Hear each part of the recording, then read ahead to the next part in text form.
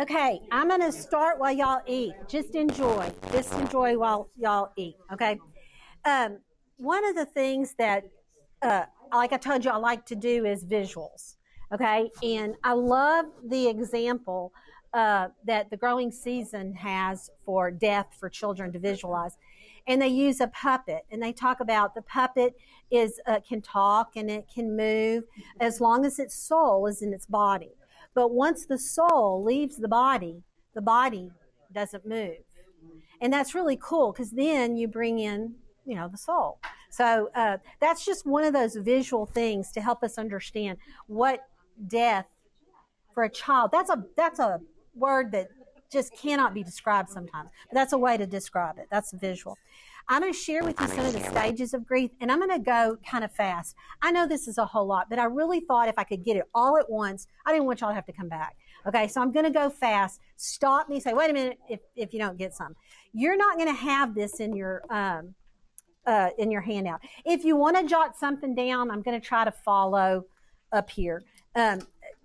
This is a lot of common sense. This is not something that you're going to have to use every week, but it's something to kind of know. And I know there's going to be something. Well, I bet there'll be something that you didn't know. When I read over some of the stuff, it was like, oh, okay, well, there's always something new that you're going to learn. All right, denial of, let me start off first. Stages of grief are just stages. It doesn't mean that every child will, or every adult, or every teen will go in the same order. Okay, it's just the stages. And what they've done, they've named these so that they can be kind of identified to see what they are working through or where they are at or what they might have left. Okay, so it's not like you're going to do this and then after this you're going to do this, because it just doesn't work that way. First one that we have is denial. And this is usually the first. This usually is. And what that is we either don't want to believe what's happened to us, or we don't want to let on like it has hurt us, especially in children. We deny the fact that this has happened. And that's kind of I think that's a gift in some way that God gives us, because it helps us get through the actual things that have to be done right after the death, like the funeral and the will and all those things. You have to do those, and you just work in motion, and you're not really dealing with the grief. You're denying it until there's time to deal with it. So in a way, that is a gift, but that's also children do that same thing. All right, the next one is anger. We can be angry at anything and everything. We can be angry at our spouse. We can be angry at our children. We can be angry at God. We can be angry at ourselves. Anger is what most boys deal with the most, because like I said, it's more socially acceptable for a boy to be angry than to be sad. And they just fall right into that. So anger is something you're going to see. These children will have anger, and they may not even understand where it's coming from. Anger is a secondary emotion. Anger comes from pain, physical pain, or hurt. Like someone hurts your feelings, you can get angry. You stump your toe, you can get angry. So anger is a secondary emotion. So it's usually a root to it. So what we do is try to teach them when they're angry to search what the root is. What's that secondary emotion that's really that we're dealing with? Okay, bargaining. This is a lot of what children will do. We try to make things like the way it used to be. Like if I'm good enough, then maybe they'll come back. Or parents will do this at Christmas. Well, we're going to have it just like it used to be. I'm going to do everything just the same. That's really not the best thing to do, because it isn't the same. That house and all that furniture is all messed up, and we need to put it back together. And here's what's so wonderful about this program. It teaches them a new normal. It will never be the same, but it can be okay. And you can find joy in a new normal. And that's the difference. So the bargaining is something that they will do. Sadness, a lot of psychologists will call this depression. Children don't understand the word depression. They do understand sad, and sad is one of their primary emotions that they will use. They know happy and they know sad. They know angry. That's just about where it stops. Then come in those other more difficult, like frustrated or excited or broken. I mean, that's a form of sadness where they really are. And sadness is when my best friend leaves, but broken is where my dad died. there's a difference. So it says Kubler-Ross calls this stage depression, but like I said, children don't understand that word. So that's not a word we're going to use. So you're going to use those words that children identify with. And sadness, everybody can identify with.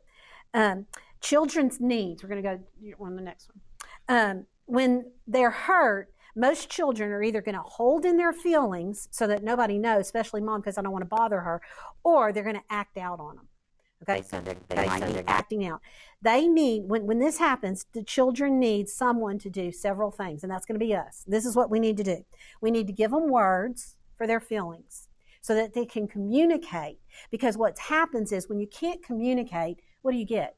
Frustrated. And then what happens? You get angry.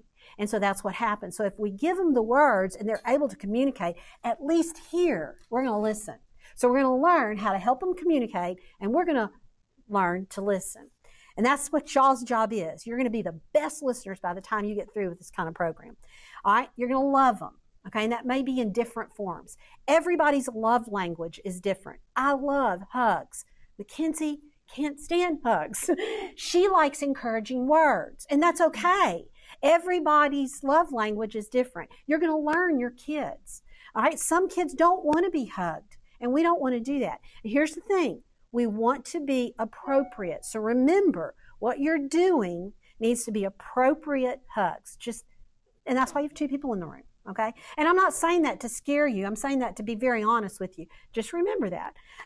But we are not going to deny a child a hug if they need a hug. Also, it says, let them know how special they are. That's where I'm talking about encouraging words. They may not be hearing these things at home. Right now, their parent or parents or whoever is just doing enough to cope. And they don't have time to be encouraging their kids because they're trying to make a living now on one salary maybe. Or maybe they're grieving a loss of a child, a sibling to this one, and they're just trying to breathe. So we're going to do the best we can to be that encourager. Oh, you look so beautiful today. The kid that acts up the most, if you just say one nice word about them when they walk in that door, you got them in your hand. Because that's what they want. So, oh, you look so handsome today. Oh, you smell so good. You smell like a man. You can think of anything, even if they're acting up, something good. You have the prettiest eyes, but you are just driving me crazy. So you got to think of something good, encouraging. That's what we want to do. I also, we want to make sure that we do the same thing to their parents. Their parents are walking through some tough times. Here's the deal. We can also minister to those parents when they're picking up and dropping off, especially the facilitators. If you have something great to say about their kids when you're putting them in, that is going to make them feel like they're doing the right thing. What they want is the right thing for these kids. And if they've brought them to us and they're doing okay or they're learning something, they're going to feel like they're success now because they're not seeing a lot of that right now, or they're not feeling a lot of that. All right, so as facilitators and volunteers of our grief groups, we want to do, most important, two things: listen and love. If that's all you do, you're done enough. Listen and love. Okay? Now, best way to show love, are you showing that one? Okay, is touch, appropriate touch, hugs. Here's one: eye contact. When those kids are talking, you look in their face because they're not getting that. They don't get it at school because teachers have how many kids? Now they might. I don't mean that the teachers aren't doing it, but they're in a big group. We've got just a small group. We have the opportunity to really look at them and to make them one-on-one in a lot of ways. So make sure that you have eye contact. Focused attention. In a few minutes, we're going to do a little activity to show you what that means. So focus your attention on that child for 1 hour or 30 minutes, however long you're going to be around these kids. Make them think you're here for that one. When you're here for them all, they think you're just here for them. So that helps. Also, discipline. Most of the time, parents or caregivers give in to children that are hurting, thinking that that's the best thing right now, and it's not. That is the worst thing, to give in to whatever they want, because that's not secure. They don't know what they want. They don't understand. And by giving in to the feelings, it only causes other feelings to come up and compound those problems. So we've got to make sure that they have good, firm boundaries. And we want to be safe. It's kind of like a fence. You're not going to let your dog out where there's no fence. Why? Because you're going to get hurt. we're not going to put our children into these groups where there's no boundaries, because they're going to run off. They're going to take off and they're going to do whatever they want. We don't want them to be hurt. And I just mean internally as well as physically. So that's why we need discipline. We're going to talk a little bit about that later. It's really important too, when they're talking to you in the group, the facilitators especially, that each child recognizes those boundaries. I kind of shared that earlier, because they want 100% attention of every person there. Then they need to give 100% attention. And that's a really good rule for them to use in school. Teachers will love you if you can help these children learn to listen to others. That's a good way to help too. So that's discipline in your groups. I've got a listening activity that we're going to do. I'm going to show you how important it is for eye focus, to focus on eyes and to really listen. It's called reflective listening and listening actively. So first we're going to do listening actively. All right, there's some white paper on your table. And if you're in a group of 3, one can sit out for the first part, and then the 2 will do it, and the other one join us. Does that make sense? If you're in a group of 4, 2 pair up. Okay? All right, we're going to have a number 1 and a number 2. So right now, in your group of 2 and 3, pick a 1 and pick a 2. Since you're older, you can be. I'll be number 1. Okay? Okay, so the ones are going to do this. The ones are going to write down some numbers that I'm going to give you. Okay? And your job in a few minutes, not right now, in a few minutes, your job is to add up those numbers and get a total. And the group that comes, or the pair that comes in first, gets an extra bag of M&Ms. Okay? So you want to be first to add up those numbers correctly, because I have the right answer here. All right? Then the 2, okay, if you're a 2, your job is to tell the adder about your vacation. Everything about your vacation. So number 2 is going to talk and tell about your vacation, and number 1 is going to add up the numbers as fast as you can. At the same time? Yes. Absolutely, at the same time. Okay, are you ready? All right. Are you marked? Wait. She's switching on me now. You got it? Oh, wait, I got to give you the numbers. I didn't give you the numbers. Hang on. First, let me give you the numbers. All right. Okay, so the ones that are writing down, you got to get your numbers. All right, here's your first number. Writers, you ready? 137, and you're going to make it like you're going to add it. Just warning you. 359, 2098, 2090. Okay, 2098. 3,412. 3,412. Mm-hmm. What are we gonna do now? Okay, you're going to add. Ready? All right, talkers talk. Go.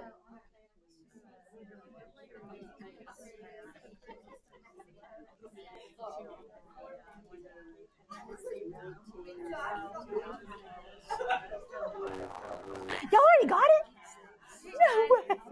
Okay, they beat you. Hold on. Not by much. Okay, Christy got first, and then y'all. It was close. Oh, I didn't know if I was raising my hand. Okay, Christy, what'd you get? Yes, they got it. Okay, wait, now. All right, Christy, are you the adder? Where'd she go on vacation? Oh, that's what. I know it. I could cheat. But I No, didn't no. hear her say it. I know where she went, but it would be cheating. Do you know any details? Mackenzie, how did you feel about what you were saying to her? It wasn't. She just wasn't listening. Okay. All right. That's active listening. Now, why did we do that? Listen to me. When you're in your classes or when you're in the gym or whatever, and a child is talking to you, and this happens to you ladies at home with your kids, I know, because it happened to me. And you're not listening because you're cooking. Okay, how does it make them feel? Usually they start acting up. Usually they start misbehaving. When you're on the telephone and somebody's trying to tell you something, one of your kids, they're going to throw a fit. It's because you're not actively listening, and they're doing everything they can to get your attention. Okay, these kids may not do everything they can to get your attention, and you've just missed an opportunity to reach them. So I tell you that because your curriculum or your snack or your ball game is not as important as listening to that child at that moment. Now, if you have to say, hang on, let me do this, and I'm going to come back. Many times in my classroom, they all knew, I would say, put that in your pocket, I'm coming back. I got to finish this and I'm coming back. I would always come back. Now, if I didn't, you know what they would do later on? Hey, I have this in my pocket. Are you coming back? So do something where they know they were important and you're coming back. But if you don't have anything to do important, stop. Because that's the most important thing. Anita? Deanne stuck her finger in her ear. I did. Well, because she chatters anyway. Okay, which kind of goes to something that's going to come next. Body language is everything. If your body language is showing that you're not listening, they believe your body language before they believe your words. So body language is everything, and that's on here too. I don't know if it's coming up, but I know that's on here, so I was going to give you that. Okay, so yep, there it is, nonverbal communication. So whatever you're doing is what they're seeing. And so just be careful. Like if you don't have time, don't, okay, just a minute. Okay, wait, I got to finish. And I want you to put that in your pocket. I'm coming back. And you head right back once you get it through. So I definitely had the kids in my class that wanted the floor all the time. Yeah. But I got to tell you something, Okay, go ahead, and it would have nothing to do with nothing. Well, and that's where you have to be a magician. You have to take what they say and tie it back so you can repeat the theme. And here's the thing you can say too. This is this happens in class all the time. Like, hey, you know what? I love that story, but I want to hear that one. That one's for me. Okay, so after, you come tell me. That way they don't have to tell the whole class what they had for lunch and what happened to their thermos. And yeah. Or you can just say, hey, you know what? Let's get to that later.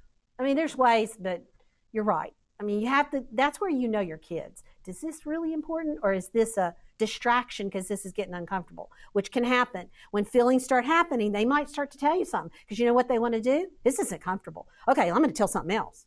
And that'll happen. So you have to know your kids so you know that that's what it is. And then you kind of make that magician thing, magic, where it turns right back to the lesson. I mean, I was famous for that, and he would laugh about it because even in our arguments, I would always bring it back to what the problem was. Yeah, but. So, It was when I was in the bathroom. oh, yeah. Yeah. Get out, and now that I don't have children, the cats are in bed. Yeah. Okay, because this is a way to make the kids feel loved. Active listening. Okay. Now, also feeling accepted. Acceptance can be defined as the willingness to receive another person into a relationship. Here's the hard part: with no strings attached. We must accept these children where they are in all their ugly behavior or ugly talk. We have to accept them where they are. Now, we don't have to accept the behavior, but we have to accept the child, which is different. There's your rules. This is appropriate. This is not appropriate. You are always loved, but this is appropriate behavior. And there's just a way to handle that. So that's, what you keep in the back of your head, and I've repeated it. They can learn, even a kindergarten can learn the word appropriate. Good word for their vocabulary when they're writing a big essay. They need those big words. That's what you say. But appropriate, you can do that here. That's appropriate. That's not appropriate.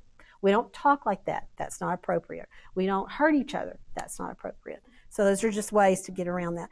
But that helps them feel accepted, because if you're going to take up for me, I'm going to trust you. I feel safe, and that's good. And you know what? Even the one that did something, they're thinking the same thing. Boy, she's taking up for them. And then they might see you taking up for them, and that builds their trust because they'll know you'll take up for the one that was the offensive one. Okay, so by listening to children, we allow them to experiment with different behaviors and make intelligent decisions. Part of the behavior, the tools on recognizing behavior are some of the tools that we're going to help them learn so that they can use when they're out in school or church or back at home. And what I mean by that is recognizing those inappropriate behaviors or at times inappropriate feelings. And what I mean by that is kind of like whenever we are hurt inside, sometimes we want to lash out because we want others to hurt with us. Okay, so those are things that are inappropriate.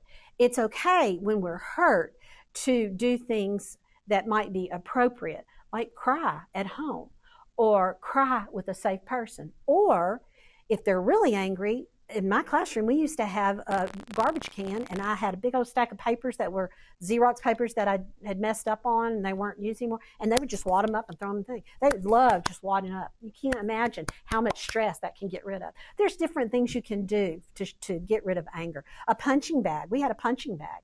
It was an old bean bag, and they could just punch it. You can punch that bag, doesn't hurt. It's inappropriate to do anything like that to another person. Go punch the bag. I've wanted to hit something sometimes. That's inappropriate, but this is okay. So we just have to teach them things that are appropriate and that are not. Teachers will really appreciate that. Okay, James 1:19 says, my dear brothers, take note of this. Everyone should be quick to listen, slow to speak, and slow to become angry. That's your verse. As a facilitator, as a snack person, recreation, whoever, we need to learn to be slow to say anything. The listening, I've already touched on. Y'all need to listen, but you need to be slow to speak, because I want you to understand where they're coming from before you say anything. Because a lot of times what we say is what we assume because we didn't listen and we haven't drawn the right conclusion. So listen carefully, slow to speak, and then we don't want to become angry here. I mean, if you get angry here, that's a normal feeling, and that can happen. But come talk to me. And don't suffer in silence. If you're having a problem with a child in the classroom, that can happen. Come talk to me, because I have gone in and they know me. I have a relationship with them, and I will tell them, look, this is not the way we want you to behave. It's okay. So don't suffer in silence if you're having some trouble with somebody, and we'll work it out. We're going to work it out together. I don't want anybody to get frustrated. So, if possible, when you're in the group, sit in a circle. That's good. Tables are good because it's a little bit something between us, and sometimes that makes it a little bit more comfortable. We have that upstairs, but I'm kind of talking about in the gym. If y'all are doing something like that, sit in circles. Always watch. This is hard to say, y'all. Always watch your face. And what I mean by that is, that shows everything. And if you don't have a good mask on and you're showing disgust or something, that is the first thing those kids are going to pick up. So think about your face. Just smile. I mean, I've been known to be doing this inside of life. So use that smile for as much as you can. Try to show interest through your face. Give plenty of hugs, and keep your voice warm. Even when you feel like you want to let it out, just try to stay that monotone, warm, comfortable. And sometimes, you can just step aside or something, or tell them again, let's just take a little break. If you need a break, take a break. There's nothing wrong with that. So listening for feelings, that's kind of where we've been.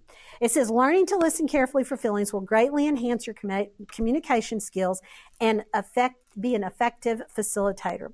The children do not always have the words, we talked about that, for their feelings. So we need to teach them to label their feelings. I gave you guys, especially for y'all too, just the facilitators, I gave them cards that are going to be I want y'all to put in the classroom. There's some cards in there that has feeling words on them. And it came out of y'all's group. I loved it because I noticed y'all did that on the wall in y'all's room. Post those words. Those are words that our kindergartners all the way up through 6th grade can learn to read. They ought to be reading, the older ones. But it's like sad, and there's other ones, angry. It's like, oh, that's good too. That's great too. See, y'all have to look, because they had it on the poster. That was really neat. I liked that. In fact, it's still in that room. So whoever takes that room, Christy and Kathy, it's in y'all's room. But y'all can use those posters. I thought they were good. They're in the back of y'all's thing. It'll just help. It's just something, another visual to look at. All right, the next thing we're going to do is reflective listening. Reflective listening involves listening for feelings in communication and reflecting that feeling word back. Okay, and some of you may have done this. This is real important for all of us to be able to do, because what it does is it teaches the children to reflect back, to recognize their feeling, what they're feeling. This is that tool that I'm talking about. Okay, a good way to use this skill would be to listen and say, it sounds like you feel whatever. If you're wrong, then you know what they're going to do? They're going to be the first one to say, no, that's not how I feel. Like, it sounds like you feel angry because da-da-da. And they'll say, no, I wasn't angry. I was, and they'll tell you. But so that's okay if you're wrong. So reflective listening requires sensitive listening to children's verbal and nonverbal messages and reflecting back to them the total message and being empathetic about it without, here's the big one, without judgment. Okay, and what I mean by that is like, well, it sounds like you were angry and that's why you tore your homework paper. That would be correct. It would be judgmental if you said, it sounds like you're angry. You shouldn't have torn up your homework paper. You're judging them. That's not what we're doing. We're trying to get them to understand their feeling and why they felt like that. And they'll tell you, no, that's not why I did it. I did it because. So does that make sense? We're going to do some more. We're going to do some more practices in a minute. This communication can be helpful to a child who is having behavior problems because negative feelings always exist before negative acts. That's a pretty neat thing to think. So that feeling is going to happen, and then they're going to act. So you know what we're going to try to do is we're going to recognize the feeling before the action. And then we're going to teach them to recognize the feeling before they act. That's their tool. That's called a trigger. If they recognize their trigger, they won't react in an appropriate way. Okay? If they don't recognize their trigger, most likely they're going to react in the same old way they've been doing it because it's that pattern of habit. Another underlying feeling always accompanies anger. We talked about that. So sadness or pain, hurt or pain usually comes with anger. Okay, here's some examples of reflective listening. Reflective listening involves listening for the feelings and describing to the children how you think they feel. It sounds like you feel. If you can add what you think the reason is for feeling it, it sounds more like this. It sounds like you're angry because the doctor told you your dad was going to be coming home from the hospital. Yeah, that's why I was angry. Or, no, I was angry because he never came home. Oh, you just had him open up. Oh, I can understand that. And then you say, you know, it sounds like you were upset or sad or broken because your dad never came home. You're getting deeper and you're getting to the root. The root is the pain. Their pain is there. That's why the anger came up. So it opens up the reason for you to be able to express to them what you see. And sometimes they'll go, yeah, you're right. And sometimes they may cry or they may laugh. And that's going to be another thing. A lot of times they'll give you that opposite reaction. They don't want you to know. So that instead of crying, they're going to laugh about it. And that's going to come up later on in our thing. Okay, so here's some examples. I got an F on my paper at school because I had left it at my dad's house and it was turned in late. This is what you could say. It sounds like you feel angry because you did the work and you didn't get the credit. Yeah. You see? Because you probably something like that happened to you or to someone else you know. My mom said she would pick me up at 10 o'clock, but she didn't come until 2. It sounds like you feel disappointed because your mom didn't do what you had expected. You know, they're going, wow, you really got this. And then they're going to really start to trust you and start to open up. I couldn't have a friend spend the night Friday because Sally and her friends stayed over again. It sounds like you feel jealous because Sally got to have a friend over and you didn't. Then they're going, yeah. Or they might say, no, I wasn't jealous. Say, well, were you hurt? Yeah. And why were you hurt? And then they start to explain. Oh, yeah, maybe that was jealous. All my friends went swimming together, but I wasn't invited. It sounds like you feel left out because they went without you. Or you could say, it sounds like you're sad. It sounds like you were hurt because they left you out. You know, whatever you think they're feeling. The child just came back from the other parent's home and seems very upset. It seems like you're angry because you wanted to spend more time with your dad. Yeah. I mean, that's probably true because they'd like to be with both of them at the same time. Because remember, they were a family. The child just brought home the report card and his or her grades have dropped considerably since the loss. It seems like you're disappointed because your grades were higher before you moved. Oh, yeah. They're beginning to get it. Other skills are iMessages, okay? iMessages are when you use yourself or when you can, the children's behavior causes a feeling in you, and you're the example. So it would be like, well, when you do so-and-so, I feel such and such because. For example, when you don't look at me, I feel like you're not listening because I think you're watching TV. That's what I was like. But those, you know, you probably do it more than you think you do. But those are the things you're trying to say when the kids are, coming up with these things. When you say unkind things to Billy, that makes me sad because I care about Billy's feelings. So you haven't made any judgment on them. You've told them how you felt. It's a different feeling. These skills help children to be more open with their feelings as they see you modeling openness, and it can be a non-threatening way to deal with the misbehavior. Restatement is another one. He's going to go, yeah, I hear that all the time. Restatement is something that you say, well, I heard you say such and such. Like, he said, well, I went fishing the other day and I didn't catch anything, and it just made me so mad. Oh, I heard you say you went fishing the other day and you're mad because of that? Oh, you're not mad at me. You're mad because you didn't catch fish. And so you restated it, and they go, oh, you really were listening. Yeah, that might be true. Two things with one stone. Confrontation is when, not like you're trying to fight with each other, but it's confrontational emotions. When a child is sad and they're smiling, that happens very often. And a lot of times they wear that mask to protect their parents that are also going through something. So they put up the happy. I was famous for this. My teachers all thought I had the most beautiful smile and the most broken heart inside. They had no idea what I was going through because I could always put that smile on. Everything's fine. How are you doing? Okay. I'm automatic, just up. So oftentimes the biggest smiler is the one that hurts the most. Just remember that. Examples would be, you say you're sad, but you're smiling. And that's okay to say. That's being confrontational in a way in which they need you to be. Oh yeah, well, I tried. And that helps them. And then what they learn? That's a trigger. They learn, well, I'm smiling, but I'm really feeling sad. Now, they might not express that or say that, but they recognize it. I mean, it took somebody to tell me that, to understand that I was even doing it. You don't even understand what you're doing. You're just doing it. It's also protection. Minimal encouragers show that you're listening by adding, yes. You're looking at them, so you're going, yeah, And when I do that to him, it aggravates him because I do it too much. But, so don't overdo it.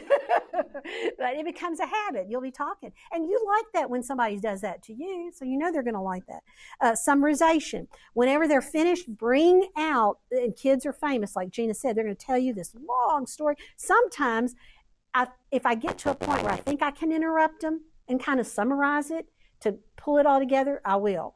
Or when they finish, I kind of summarize it and bring it to the point if it's not on key. So summarization is a good thing to use. I know y'all do that. These are real good. Open-ended and closed-ended questions. Open-ended questions require the child to answer with something. Closed-ended questions are the yes, the no's at school, those one-word kind of things. Boys are famous for closed-ended. Grady is famous for closed-ended questions. But girls are the ones that can do those open-ended questions. Use your M&Ms or something, to make harder answers. They have to answer the whys, the whens, the wheres, the hows, those kinds of questions. Why is always a good reason. A good statement back.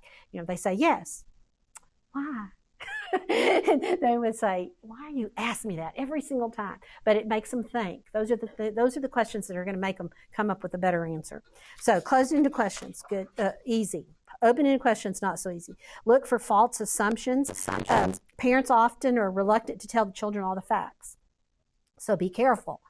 If it's a suicide or something, they may not know all the facts. They may know what their parents want them to know. If they come up with questions and you're not sure whether they know those answers, ask the parents first. My thing is there should be no secrets, but that's not for us to decide. That's for the parents to decide. So I encourage the parents, when they come to a question, to answer it very truthfully, age appropriate. I don't like the secrets because that only causes mistrust, because those kids are going to come up with that answer. They're not going to stop with whatever if they're already answering questions. So I try to talk to the parents. So if you're coming up with that and it's something that maybe they don't have those answers and you're not sure that you should tell them, talk to the parents or talk to me and I'll talk to the parents. If they ask you the question and you want to put it on the parking lot or put it in your pocket or something when you get back to you, is that what you do, or did you? If they ask the question that I don't know if I want to say, I'll say, I don't know the answer, but I'm going to try the best I can to find out. And I'm going to go to mom and dad. And then I'm going to say, I probably would go back and say, I really want you to talk to mom and dad about that. cause is because we know That's right. it was suicide. But the child seems like they would usually tell us what they know. Right. So we can Right. go by that. Exactly. They'll tell them what they've heard. And one thing, too, is false assumptions can be, here's another thing, and I think it comes down here in a little bit. When my mom died, I had these nice ladies that came to me and kept saying, oh, I'm so sorry you lost your mom. And, oh, I hear you lost your mom. And I got furious because I didn't lose her. If I had lost her, I'd have gone find her. And kids get misconceptions that way. If they're little and you're going to talk about being lost, you know what they're going to do? Why aren't you looking for her? So we got to be careful too with the words we use. And parents may not get that. So being very explicit, if they go, well, your mom said my dad told me my mom was lost.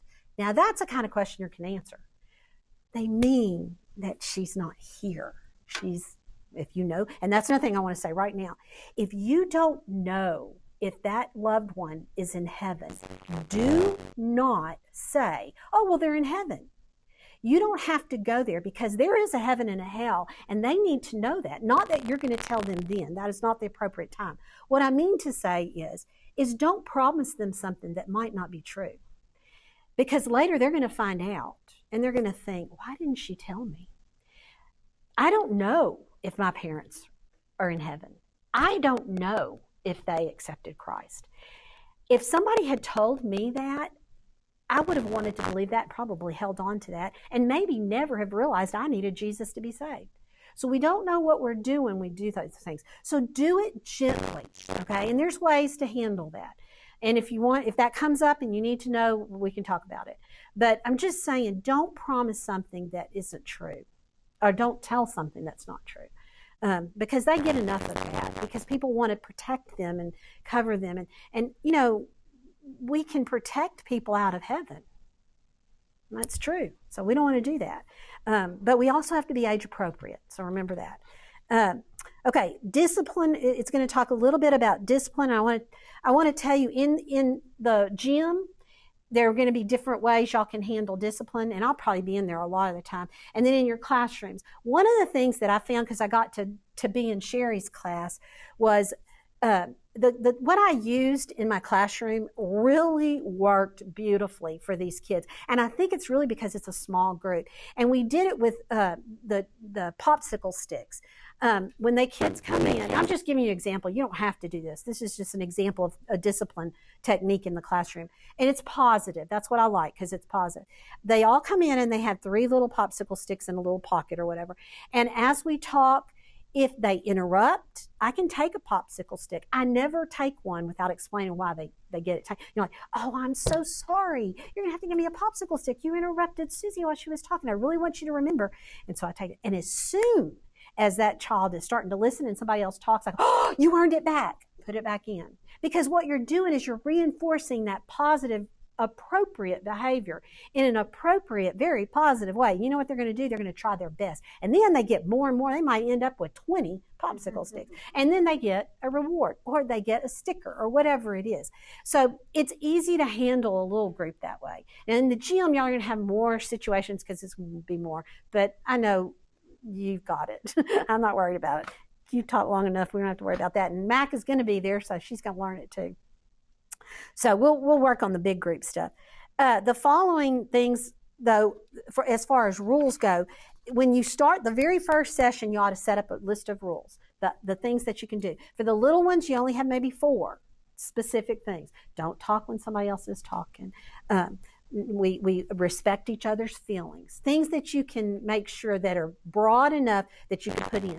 The older ones might have a bigger list because you can't do too many rules with littles, but you can do more with the elders. Let the kids help you make the list. Then they own it. They've done it, and they own it, and they have to follow it. They like that. It doesn't matter if they're little or big. A lot of times they're harder on each other than we are. You might say, oh, they're going to lose 2 sticks if they, oh, no, let's just let them lose 1. You can kind of help them and guide them. Okay, so popsicle sticks are good. Loss of attention. Whenever they're doing something, wherever they are, in the gym or whatever, focus on the one that's doing the right thing and just go all of, oh, Susie, you were listening so good. I'm going to let you come up here and be my helper. And then they're all going, what wait a minute, if that gets to be your helper, I'm going to listen too. It works. And then as soon as the one that doesn't listen starts listening, oh, you're listening, come up here and be my helper. You've got to be watching for those that misbehave. As soon as they behave, as soon as they even start to look like they're going to behave, pop it and say, oh, great, great. And they're going, oh man, that was kind of easy. And it'll catch on. It's amazing how that works. Even in adults, you'll see. It's like, yeah. Okay, so we finished all that. Now, any questions with that? Because the next part, I want to show you, I kind of went through because my time is like really zooming fast.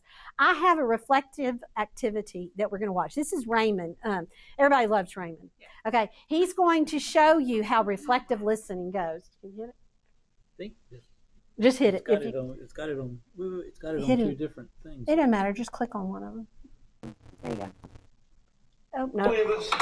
Why did you do this, Allie? This is terrible. Okay, so hit it on this one. Great! Go back. Now, hit it on this one. No, you hit it on that one. Why did you do this, Allie? This is terrible. Oh, great! This is the presenter. Why did you do this, Allie? This is terrible. Oh, great! Oh, well, you'll hear it. You might not see it. This is Michael's giraffe. He's crying now. Why did you do this? Cause is not an answer. Active listening. Ray, that doesn't work. It works. I just use it on the worst kids in the neighborhood. Would you? Look at this. Look what she did. Just try it. No, Ray. I'll do you. Want me to do it? No. Okay. Allie, let's talk about what you did. I don't want to talk. Are you feeling angry? Reflect back. You're angry. Yes. Okay. But it's not okay to rip up toys when we're angry. Judge.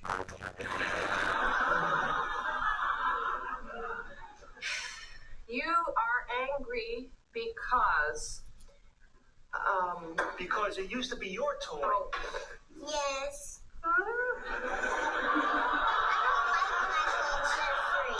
I see.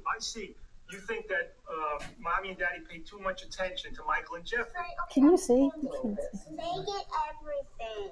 Right, and you're upset because we gave them your old giraffe.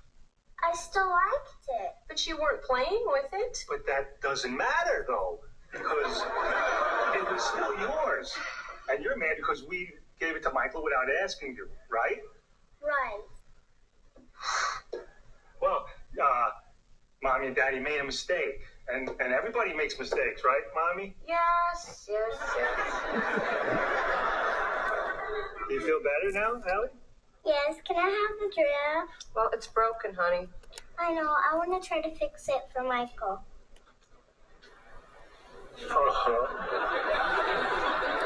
They're sweet. Thank you, Daddy.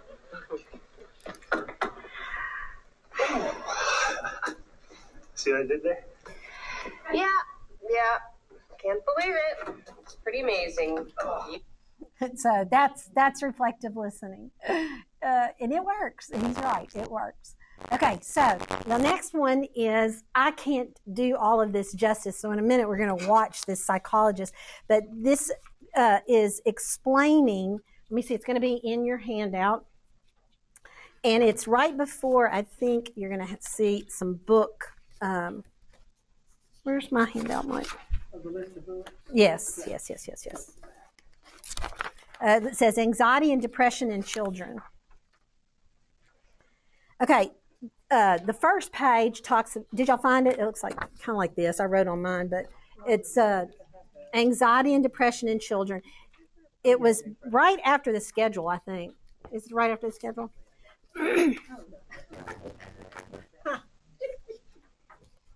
Okay, it talks about common misconceptions about anxiety and depression. And they're listed here. I'm going to share a little bit about what the psychologist said. Instead of watching his whole video, because it would take us too long, we're only going to watch a little excerpt about, it was way too deep for me to be able to explain to y'all. But I can do this part. It says sadness looks the same in children as it does in adults. And that's not true. in children, usually it is manifested like physical, like I have a tummy ache or I have a headache or something like that. So that's usually have children.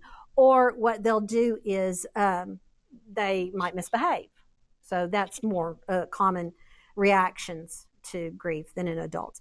Anxiety and depression in children is rare. Absolutely not. It is very common. In fact, since the pandemic, it's gotten more. So it's gone up. It's only going up, and with the way things are, it'll probably continue to rise. A child dealing with anxiety can simply stop being anxious if they really want to. You've heard people say, just snap out of it. It doesn't work like that. And I like the way they said this. Let me see if I can. It said anxiety would be a stress response. Depression is a mood disorder, which is chemicals. So these children can't snap out of it. It's something that's within. It's an eternal thing that happens that cannot be a behavior thing you just snap out of. So that's not true. Another misconception is a child struggling with anxiety or depression is not seeking to be spiritually healthy. Okay, that's usually in teens more, because teens are more at the point where they have, if they are in church, they might have accepted Christ and they're beginning to feel like, well, I must not be faithful enough that this happened to me, or I must not be reading my Bible enough. It's not about the spirituality. It's about the loss. So it has nothing to do with whether they're good Christians as they might feel, you know. So that's a misconception. Talking about sadness with a child can make it worse. Not true. Talking about sadness gives them an opportunity to express the way they feel. I can't tell you how many times I wish somebody would have asked me. And nobody wanted to ask me because they thought it was going to make me sad. I mean, that is not true. So don't be afraid to open up and let them talk about it. That's important for them. Besides, this is what happens. When nobody talks about it, you are so afraid you're going to forget the person that you've lost because nobody's talking about it. They must not care. Why am I caring so much? I can't remember what they look like. We talk about it, especially in families. I encourage parents to sit down and share happy moments together because I wished I would have had that. I could only remember when she was sick. I couldn't remember the happy stuff because nobody would talk about it. And I was young, so I didn't remember. So talking about it is not bad. It is good. Anxiety all looks the same. No, we're all different. Anxiety looks different in everybody. And you know what's funny is adults can react the same way as children sometimes, but maybe they don't. There are some adults that come up with headaches and tummy aches and they don't know what's wrong. That's usually a reaction in a child. We're all different, and that's okay. There's no right way to grieve. The risk of suicide in children is exaggerated. Who believes that? Absolutely not. It's growing every day. And I blame a lot on the internet and what they see. I mean, we can't stop that, but we can talk about it. And talking about it is okay. So that's going to be hopefully something we can share. All children who are depressed will eventually grow out of it. No, they don't grow out of it. It stays, and it won't go away until they're able to express it. And whoever they're able to express it with is a good thing. So they don't grow out of it. Statistics on anxiety and depression. According to the CDC, 9.4% of children ages 3 to 17 have been diagnosed with an anxiety disorder. The number is likely higher since this only accounts for children who have been diagnosed by a medical professional. Research by the National Resource Council and Institute of Medicine estimates 32% of adolescents have some type of anxiety disorder. Our world is tough. If they don't have Jesus Christ as their hope, nothing will work. And even when they do, they have anxiety disorders. Because remember, it isn't about their spirituality. It's about that thing that's happening inside of them. And you know what? That's what we're here for. They need someone to walk with them to help them open up and understand what they're feeling so they can express it. The CDC finds that 4.4% of children ages 3 to 17 have been diagnosed with depression. Depression. 32.3% of children with anxiety also have been diagnosed with depression. 18.8% of adolescents aged 12 to 17 in the year 2018-2019 reported considering attempted suicide. That breaks my heart to think they're out there in silence because nobody's talking about it. Nobody's doing anything about it. And that's why my heart hurts. And that's why I'm so passionate to get out there into our community to let us know what we're doing here, because it will make a difference in somebody's lives. And I need y'all's help to get out there. There's a child out there that's waiting for you, not just me, to tell them about what we've got here. And if we can just do one child, we've done it. I mean, just think, one life. That's amazing. Suicide. This has closed my mind. Suicide is the second leading cause of death for the ages 10 to 24. The first is accidents. The second is suicide. Can you believe that? That I didn't realize how much it was. Now, the next section we're going to watch is this video that comes off of Shift. And it's this guy explaining this anxiety and depression much more. Okay, hold on. I have to get to it. I couldn't say this.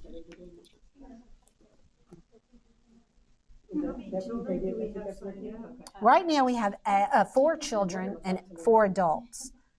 I hope I have internet. Oh, I did. But we will have, in fact, all 4 that we have are repeat children. All 4. Now we have adults that are not repeats, but which is why we've got both curriculums, and we can kind of integrate to some of these that have repeated. Training. I don't do well with 2 things. See, I have to listen. I'm not, okay. All right. And we're only going to listen to a part of it. And then we're almost through after this. I've got just a few things to share with you. I need part 1. This is the Shift curriculum, y'all. This church in Dallas, Watermark, designed all of this curriculum. This is what the teens are using. And they made it available for us. They gave me permission to get onto this file, and I have everything. The only thing we have to do is buy the student books. So, I mean, that was really nice. Okay, I think I have it. Wait, let's see. Oh, I got to remember what number. I think it was 1533. Okay. Okay, I thought that was Shocking. Oh, it's not up there, Adam. So let's kind of define these 2 things: Can y'all see? anxiety and depression.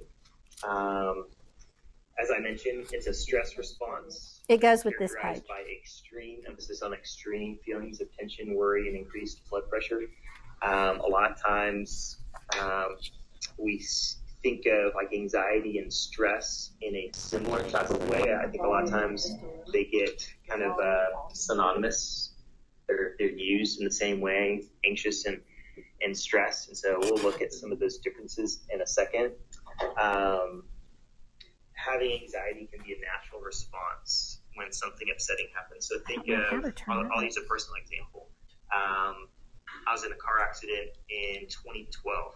It was a pretty bad car accident, and an anxiety response to that natural event would feel somewhat on edge, like your body is going through a stress response, right? So your body is reacting to that real event that actually happened, which is just a natural thing that happens. When we talk about an anxiety disorder, you are reacting. Your body is reacting like there is a real event, but there is no real event. So a lot of times what we kind of walk through with kids is stress. I'm kind of jumping ahead a little bit here, but stress would be I don't walk into the street because I see a car coming and it's barreling down, and so stress response is I need to stay over here and protect myself so I don't walk into the street. Anxiety would be I'm sitting at home and I'm thinking about driving, and I'm having this overwhelming sense of worry and extreme distress just thinking about the fact that I'm driving, and I'm thinking that I'm actually going to get into an accident if I actually go out on the road. So there's no natural event that's actually occurring, but my mind is taking me to a place where I'm defining almost like I am in a real situation. So that would be like a difference of stress, versus anxiety. An anxiety disorder is when that anxiety sticks around for an extended period of time. It prevents children from doing daily things like seeing friends, going to school, etc. So if we have kids who, let's say that they've gone through a traumatic event, whether it be the loss of a loved one or just a traumatic event in general,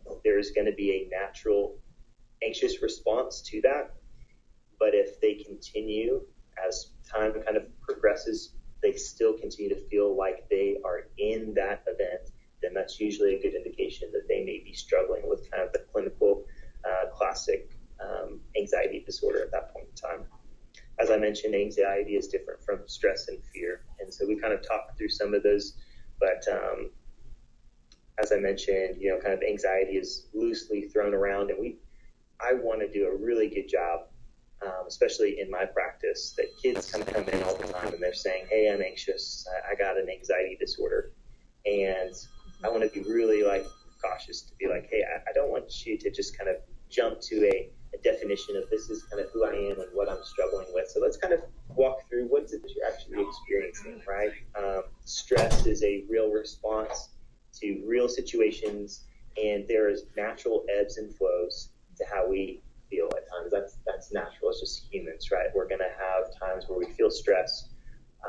There are going to be times that you've gone through something where you feel anxious, but let's kind of truly understand, is it something that you're really struggling with before we just kind of throw a label on ourselves, because there's a tendency to kind of self-identify with something that may be a problem in and of itself, right?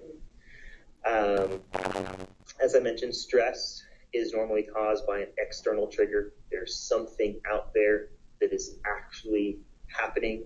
For example, let's say that I'll use this as an example, right? Being here, giving a talk with other people, there may be some element of stress on the front side that elevates my heart rate, and maybe I feel some level of being uneasy. But when this finishes, whenever that is, whenever it finishes, that stress will naturally kind of go away. It'll subside. Anxiety is present even when that stressor is gone. So if I were to stay with that example, if I was struggling with an anxiety disorder, I would go home and I would still feel on edge. I would start to think about oh my gosh, I wonder what those people thought about me. I hope that I didn't mess up something. I hope I don't run into that person tomorrow that they're going to think that, I don't know what I'm talking about or whatever. That's what anxiety kind of sounds like. It's still present, even though the present thing is taken away and is gone. Fear, so that's kind of stress, how it's different than anxiety. Fear is an emotional response to a present, real, or perceived threat. So that's a natural response, right? I see something that makes me feel uncomfortable, that says that I need to be in danger. A fear response a lot of times is to naturally protect itself, right? I see a rattlesnake, well, I should be afraid of that. I need to take some steps back.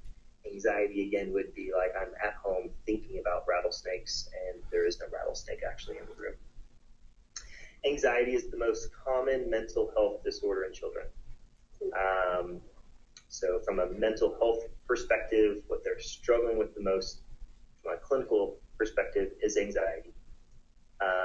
And anxiety is marked by an irrational concern of something negative happening in the future. So a lot of times when we talk about, and I'll talk through depression here and define it a little bit more, but a lot of times when we look at depression and anxiety, not all the times, but more times than not, depression is connected to something in the past. There was something that actually happened in the past that is contributing to me feeling that intense feeling of being down. Anxiety is more concerned with the future. There's an irrational concern that something may happen or something may go wrong that's in the future. And so there's typically a difference between those two things. I like the way he explained that. So I mentioned anxiety is a stress response.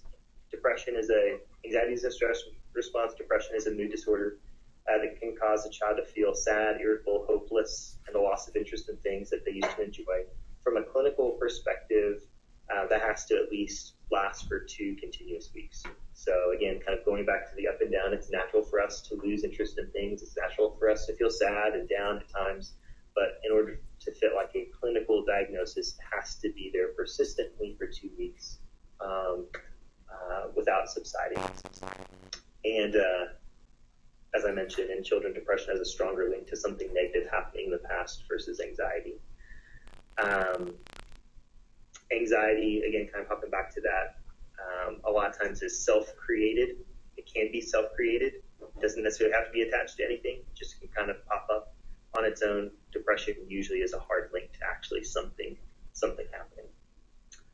specifically when a child's parent. So we'll talk for a second specifically in regard to what we're doing here. So specifically when a child's parent passes away, they are more likely to experience depression rather than anxiety, which can make sense. There are times where the child has gone through a really, say that the death is connected to a really traumatic experience, then that can spike up the anxiety a little bit more, but more times than not, what they're going to be experiencing is depression, not necessarily anxiety, specifically within losing a loved one. And children at high risk to develop depression within the first 2 years after losing a parent. Common signs of anxiety and depression in children, so kind of what we're looking for. They don't have to be showing all of these symptoms. They could just be showing one of them. And sometimes it can be even hard, depending upon what type of poker face they have. It can be hard to pick up on any of them. But within anxiety, what we're looking for is fidgety body language. If I have someone who's in my office that their leg is bouncing nonstop, I got some fidget toys that are going, and all of a sudden they weren't playing with, and then they start messing with that thing, and it's clicking. It's usually an indication for me to be like, hey, help me understand kind of like what's going on right now. They may not necessarily be anything, and if they, what are you talking about? It's like, well, just seems like, your body language is changing. You seem to be more at ease, and now you seem like there's something else that's kind of perhaps on your mind. There's opportunity to kind of talk through that a little bit. So anxiety, looking for fit language, avoidance, sometimes be missed as a defined as or procrastination. And not to say that someone can't be lazy, they can't just procrastinate, but within dealing with anxiety, it can come across as lazy or lazy, procrastinating on something. What can be happening is, as a result of anxiety, they're backing away from.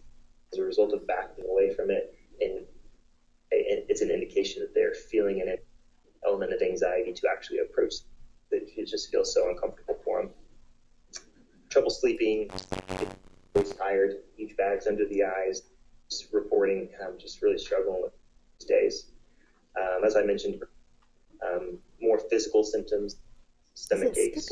And I don't know, but my stomach hurts all the time, or I just feel like I'm struggling with migraine.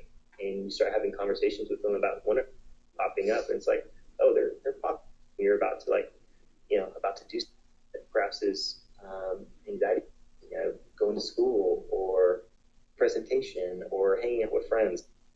They're more clingy, caregivers, parents, very self-conscious, people having a hard time concentrating, low energy with them, and a lot of times talking with someone and they have a lot of anxiety, a kid, it seems like they're pressing their speech. It's almost like I feel like I have a little bit for them. That can be an indication that they're struggling with something over there. So, being kind of really, as you're interacting with someone, experiencing something, whether it be I feel a little, or I feel like on edge, just kind of like leaning into it a little bit. Or if that's a result of kind of what I'm perceiving as I'm interacting with them. And, a similarity within depression, specifically within teens, is an increase in substance abuse too, with alcohol or drug or some common signs in appearing down or sad. Irritability and anger are more common, talked about, and increase in death and dying, something that a topic that they're bringing up. It doesn't necessarily even have to be like their own death, but just an increased topic of death and dying. Hopeless, having a low self-value of self, sleep increase, weight changes, lost interest in things, difficulty concentrating, viewing themselves as a problem in every. A lot of times, if I'm interacting with someone, to keep on talking about, it's just like, man, like, I believe I messed that up, and it's just like, should have made it different there. And it seems like there's a common where they're just viewing themselves as the problem. In most things, that can be a sign that they're with depression and caring less or any other responsibilities. So let's talk a little bit support. Can y'all hear that? I have Can y'all? to get to some of these things and how to have conversations with them and I'm try to gonna- be present, empathy and sympathy. So kind of defining the difference between the empathy would be trying to really understand the feelings of another.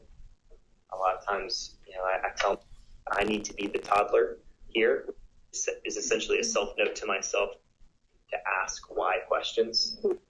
I don't know where it Not is. incessantly. Why? Like my 3-year-old, sometimes 8-year-old does. Yeah. To just You can just talk. Okay. I'm going to try to do it. I have watched this 3 times, but the reason I wanted y'all to watch it is because he's so much better. I can't remember his examples. The part really he's getting to is probably the most important part. It's how to support these children that are having these or exemplifying these degrees of either anxiety or depression. Empathy, not sympathy. Okay, and that's a huge difference. Okay, we can empathize with somebody probably because you've lost someone. But to sympathize with them means to condone it and to continue it, kind of like. So we don't want to sympathize. Let me see if he comes up. He had feeling pity. That's the kind of thing, feeling pity for them. Well, that's not going to help them. Or sorrow of the misfortune. Empathy is like understanding how they feel. And that's what they want. They want somebody that understands, that they can help them work through this with feelings that they have had. Not to say that your feelings are going to be the same feelings that they're going to have, but when they realize that you've been through this because you've shared those feelings, then they might be more apt to be able to recognize their own feelings. And that's what empathy does. Open-ended questions was another thing he was going to talk about. Encouraging a child to challenge untrue thought patterns, really great. Because if you can help them talk through what they're feeling, they can recognize that what they're feeling is irrational. Now, irrational is a word that the littles wouldn't understand, but untrue, they would understand. For example, if I go to school with a dirty dress on because mom didn't have time to clean because she's doing 2 jobs just trying to make ends meet because dad's dead, then everybody's going to hate me. Or they're all going to make fun of me. Okay? Let's say you go to school and somebody does make fun of you. Is it because they hate you? I mean, help them work through what's true about that statement and what's not true about that statement. And what's the worst thing that would happen? Well, you'd miss school and your friends, there would be friends there that would miss you. So, there's ways to talk through those untrue thoughts and you do it yourself. You do it because you're going to think, there's lots of times you might think, well, if I say that, she's going to think so-and-so. And you're going, no, that's not really true. Have you done that? They don't get that. They don't have that internal thought pattern yet. So we have to help them understand that part that you're saying, oh, that's not true. What's true about that? Okay, and what would happen if that did happen? And if that did happen, is that really the worst thing that could happen? I mean, isn't that what you do, but you don't say it? So that's what we're doing. We're doing all this brain work out loud for the kids to be able to understand. Validate their negative feelings, but don't agree with those feelings. I understand that makes you angry. Okay? But by being angry at that is not going to change. Let's help you understand what we can do to change that circumstance. Okay? So you're not validating that, but you're helping them work through it. Find out if there are other people in their lives that they trust and encourage them to be more open with them about how they feel. Here's the deal. If that one parent that's left is the only parent, and a lot of times that parent wants to be the everything, and that's because they want to overcompensate for the loss. If they don't allow other adults to become a part of the confidentiality, what happens if that parent's gone? That happened to me. You can't do that, and you can't be the only either. We have to encourage them to be able to open up to people that are safe. So there are other people in their lives that can be safe too, because if they start to just be, one person is that safe person, and if they lose that, they have nobody else. And here's the thing, Jesus Christ is always there. We have the truth.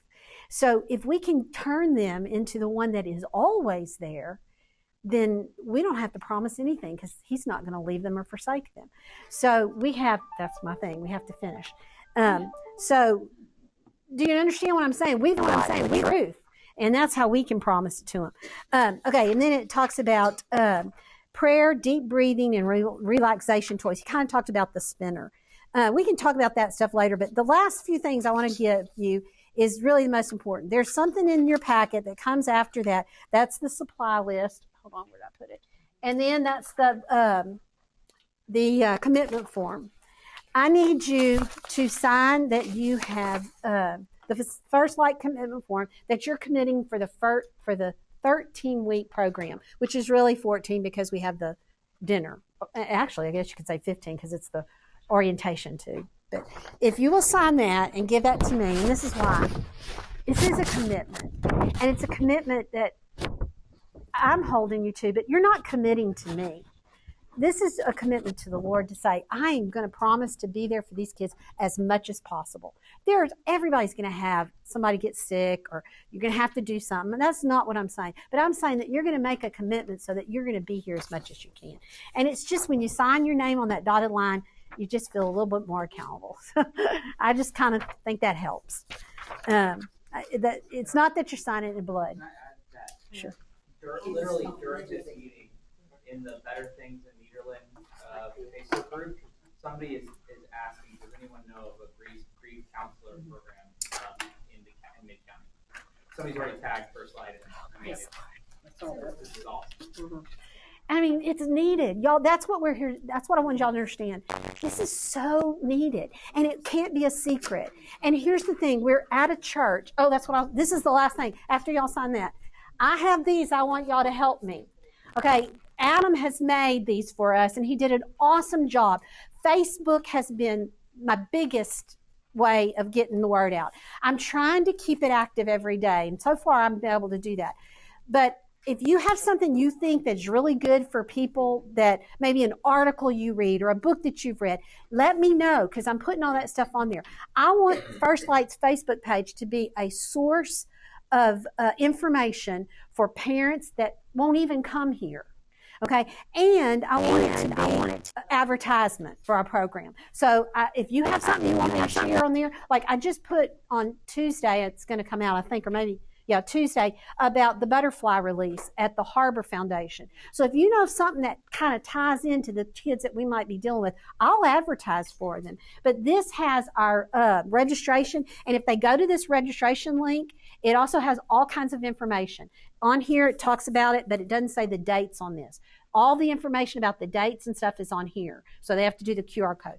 On these, this is easy to put in your purse and to pass out to somebody. This has our Facebook page right here and our, registration link. Okay, the reason I want people to follow our Facebook page, as many people as follow it, it spreads it out more. It'll pop up more. And when you follow it, you get all the updates. So you'll be seeing all that stuff. Some of these things are stuff that you should read probably to help you when you're talking to the kids. I had a great pamphlet that I put out on Friday, I think, that's talking about grief with kids. I mean, it had great stuff on it. This I made, and this is why. This is what if you know of any business that you go to that has like a little community board, I put this at the gym, at the rec center, and at the library. That's the places I've gone so far.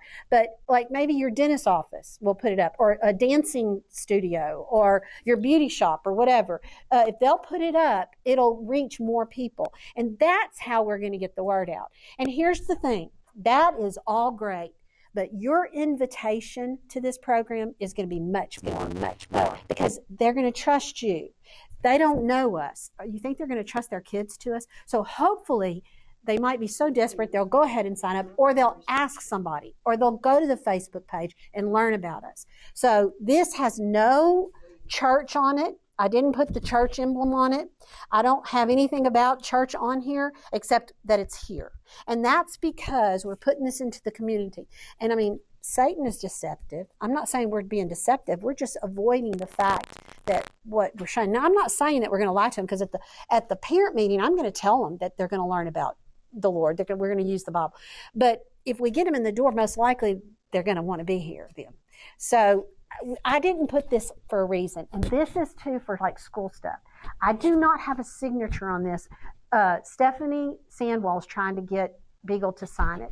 He's been slow to do so because he uses a folder on y'all's network, but I don't know how to put stuff on his folder. So I don't know. Anyway, I'm having a little trouble getting it that way. Put it in our lounge. I can put it in our Okay. Okay.